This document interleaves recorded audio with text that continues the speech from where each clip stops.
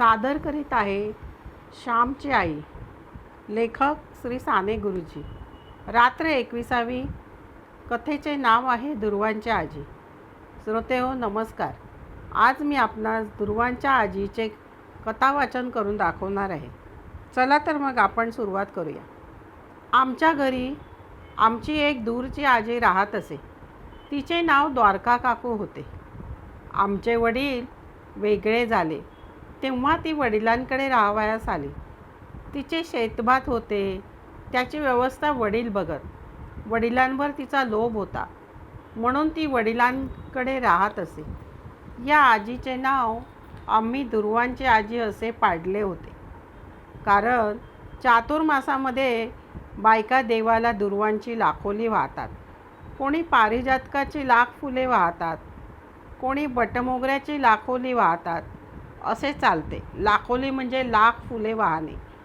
जिला दुर्वांची लाखोली वाहण्याची इच्छा असते ती इतर बायकांना दुर्वा तोडावयास बोलावते व त्यांच्या मदतीने लाखोली पुरी करते. आमची आजी या कामासाठी नेहमीच तयार व तत्पर असे. तुका म्हणे वावे सत्यधर्मा सहाय्य. चांगल्या कामाला नेहमी मदत करावी. चांगल्या कामात कोणाला निरुत्साह करणे म्हणजे मोठे पाप आहे. घातलीया भय नरका जाणे. घातलीया भय नरका जाणे हे काम होणार नाही. तुला त्रास पडेल अशी भीती जो घालतो तो नरकात जातो. सत्कर्म सिद्धीस जावे म्हणून सर्वांनी झटावे. आमची आजी कोणाही बाईसाठी दुर्वा खुडायच्या असो तेथे हजर असे. आम्हा जर कोणी विचारले आजी कोठे आहे तर आम्ही सांगावे गेली दुर्वांना. असे करता करता त्या आजीचे नाव मुळी दुर्वांची आजी असेच पडले. आम्ही मोठे झाल्यावरही तिला दुर्वांची आजी असेच म्हणत असू. दुर्वांच्या आजीमध्ये अनेक गुण होते.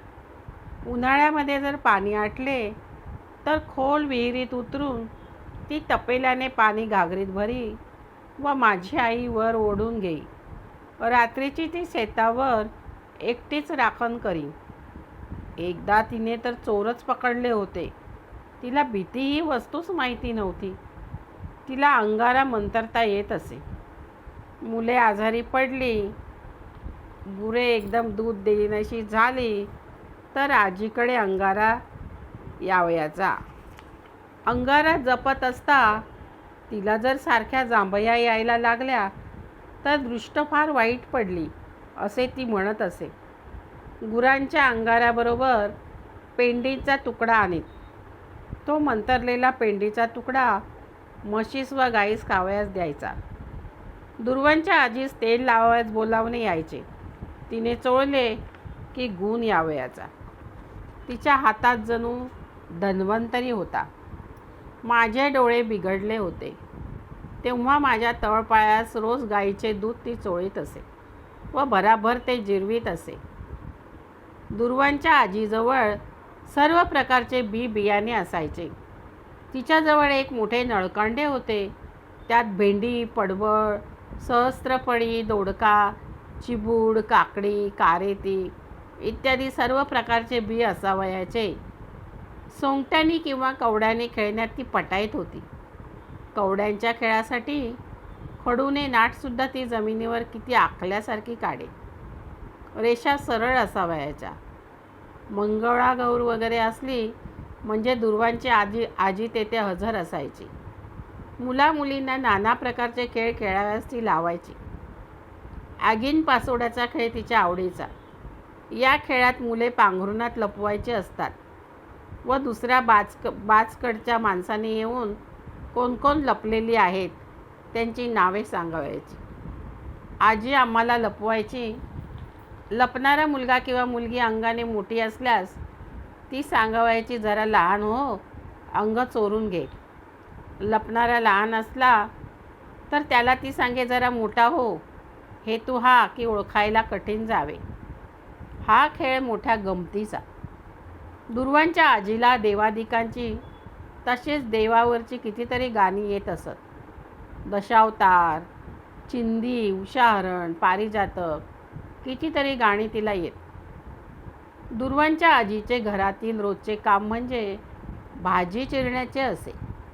लहान मुले असली तर ती खेळवायची, हेही काम ती करत असे. त्या दिवशी आमच्या घरी भाजणी करावयाची होती. भाजणी दळताना जाते जड जाते. आजी हात लावील या भरवशावर आईने भाजणी करण्याचे ठरविले. परंतु आजी जरा लहरी होती. आदल्या दिवशी तीच म्हणाली, उद्या करू हो भाजणी. परंतु उजाडत आजीला खऱ्यांकडून बोलावणे आले. खऱ्यांकडे आजीचे दूरचे माहेरचे नाते होते. मधून मधून ती त्यांच्याकडे जात असे. बाकी आजी म्हणजे गावाजी होती. सर्वांकडेच तिचा घरोबा व सारी जणे तिला बोलावीत असत. खऱ्यांच्या घरी काही पापड घालण्याचे काम होते, म्हणून आजीला तिकडेच जेवायला वगैरे पापड घालण्यास बोलावण्यासाठी तो मनुष्य आला होता.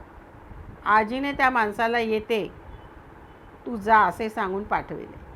आईला राग आला. आता भाजणी कशी होणार? जाते कशी ती एकटी ओढणार? आई आजीला म्हणाली, तुम्ही जाणार इथे भाजणी कशी होईल? मी काय पत्कर घेतला आहे की काय तुझ्या कामाचा? वा ग वा, म्हणे भाजणी कशी होईल? माझ्याने नाही हो ओढवत जाते, समजलीस? आजी मोठ्याने बोलू लागली. आईलाही चेव आला. संतापली ती. म्हणे ओढवत नाही? तुम्हाला लोकांकडे काम करायला शक्ती आहे. घरी तेवढे हात मोडतात.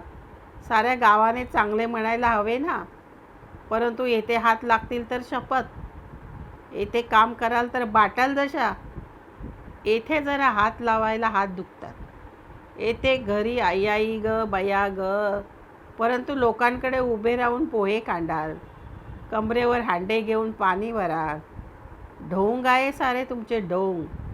हो, करणार लोकांकडे काम करणार. तू कोण मला बोलणार? मी का तुझ्या घरचे खाते आहे? माझे शेत आहे.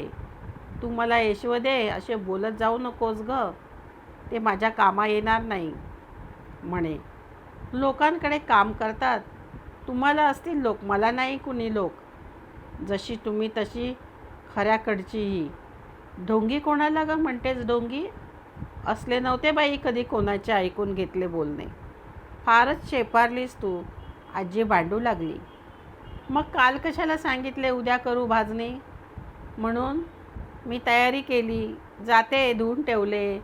परंतु आयत्या वेळी तुमचा पाय तिसरीकडेच. दुसऱ्याला तोंडघशी पाडता येते तुम्हाला? आम्ही मेले मरमर करावे तर तुम्ही जरा हातही लावू नये का? आई म्हणाली. मी का हात लावीत नाही? शर्थ आहे बाई तुझी बोलण्याची. नाही जात खऱ्यांकडे हो. तुझ्या डोळ्यात कुपत असेल तर नाही जात. जगाने चांगले म्हणावे म्हणून मी हपापले होय? बाई तू चांगले म्हण. मित्रांनो, पुष्कळ लोकांचे असे स्वभाव असतात की ते घराबाहेर फार साळसूद असतात. दुसऱ्याकडे ते चार धंदे करतील, परंतु घरी इकडची काडी तिकडे करायचे नाही. लोकांच्या स्तुतीला, बाहेरच्या जगाच्या स्तुतीला मनुष्य लालचावलेला असतो. घरच्यांना तळमळत ठेवून तो बाहेरच्यांचेच दुवे घेण्यासाठी जात असतो. हे त्याचे करणे प्रेमामुळे नसते तर स्वार्थामुळे, वाहवा मिळावी म्हणून असते. आणि म्हणून ते त्याज्य होय. माझ्या आईच्या म्हणण्यात बरीच अतिशयोक्ती असली तरी त्यात थोडे तथ्यही होते. आई व आजी यांची भांडणे अशी नेहमी असत. ते काही नवीन नव्हते, परंतु त्यांचे भांडण फार काळ टिकत नसे. मध्येच आलेले ते वादळ असे. परस्परांच्या मनात जमलेले विष ओकून बाहेर पडे. घाण बाहेर निघून जाई व पुन्हा मने स्वच्छ होत. वादळ येते ते शांत होण्यासाठीच येते. रोग येतात ते शरीरातील घाण जाळण्यासाठीच येतात. व मरण येते ते पुन्हा जीवनरस देण्यासाठीच येते. माझी आई शांत झाली, बोलेनाशी झाली. आजीचे थोडा वेळ सुरूच होते. मधून मधून लोकांकडे म्हणे काम करतात. माझे हात मी वाटेल तेथे काम करीन. तू कोण माझ्यावर लावणार, सक्ती करणार? तुला का माझा हेवा? मला लोक बोलवतात तर तुला का मत्सर? आईचे तोंड बंद झाले, म्हणून आजीचेही बंद झाले.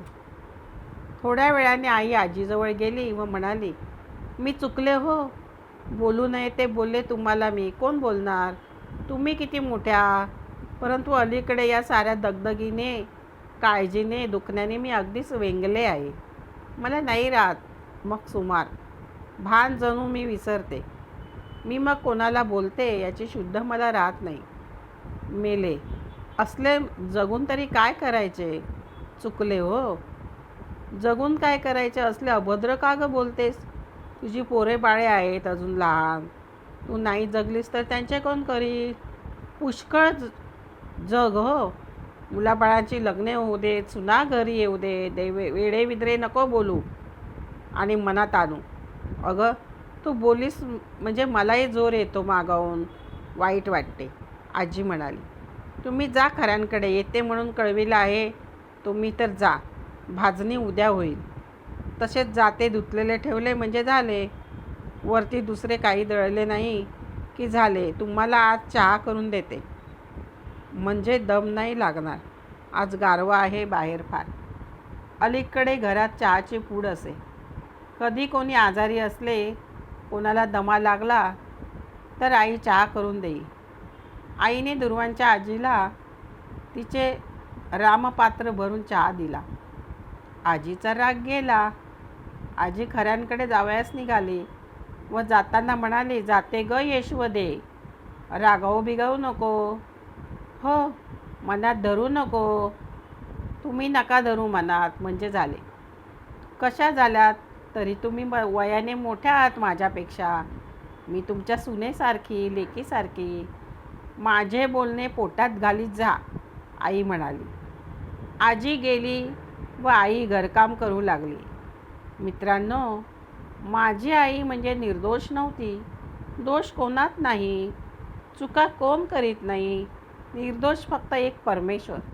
बाकी सर्वांना चुकांची भूषणेच अंगावर घालून त्या जगन्माऊलीसमोर जावयाचे आहे. चुका हे मानवाचे भूषण व क्षमा हे देवाचे भूषण. माझी आई चुका करी पण सावरून घेई.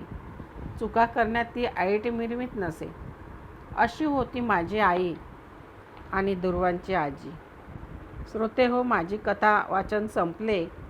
आपणास माझी कथा आवडलीच असेल. कथेला लाईक व सबस्क्राईब करून कमेंटमध्ये जरूर सांगा. धन्यवाद.